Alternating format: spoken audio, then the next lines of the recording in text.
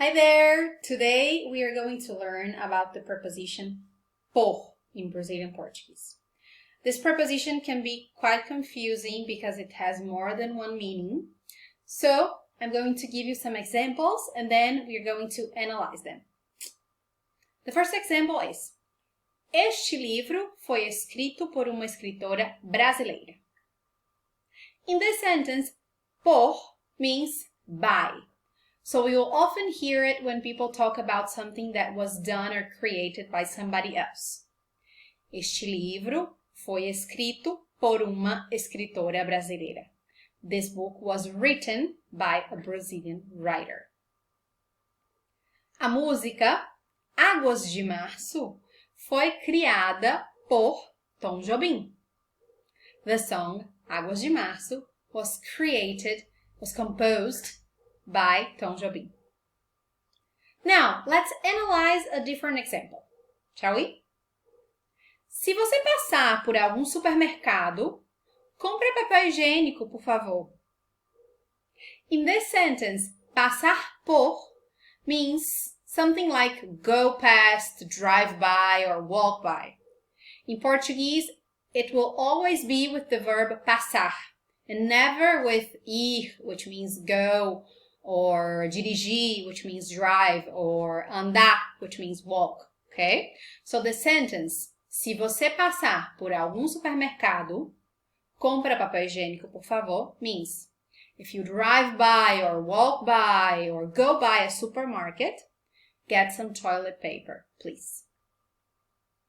Another example. No caminho para o trabalho, sempre passo por parque muito lindo.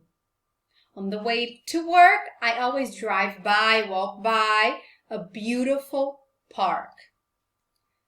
I don't know if you already know this, but in Portuguese, we contract the prepositions with the articles, creating new words. So the preposition por, along with the article a, which means the, in the feminine form, becomes pela. So we will hear sentences like, se eu tiver tempo, passo pela sua casa amanhã de tarde. If I have time, I'll drive by, walk by, or go by your house tomorrow morning or tomorrow afternoon. The preposition por, along with the article o, becomes pelo. This is the masculine form.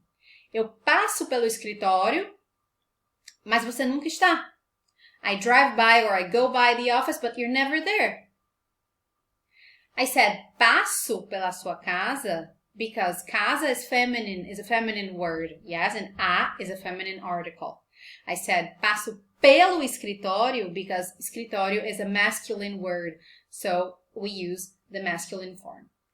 Let's see some other examples using some videos that I found here on YouTube, okay?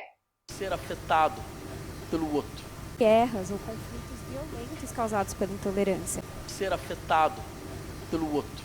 Guerras ou conflitos violentos causados pela intolerância. Did you get those sentences? Did you understand them? Now, to make this video even more interesting, I wanted to leave you with two expressions that are very common in Brazilian Portuguese and use the contraction pelo, yes? They are pelo contrário and pelo menos.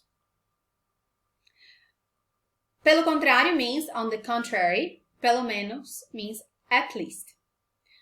Let's see some examples. O jardim não será destruído. Pelo contrário, será mantido e ampliado.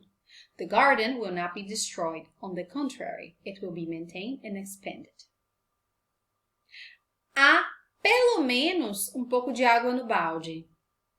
There is at least some water in the bucket. Well, that's all for today. I hope you have enjoyed this video, that it has been helpful. If you have any questions, just write them in the comments below. And don't forget to hit like and subscribe to our channel. Thanks for watching. Bye-bye.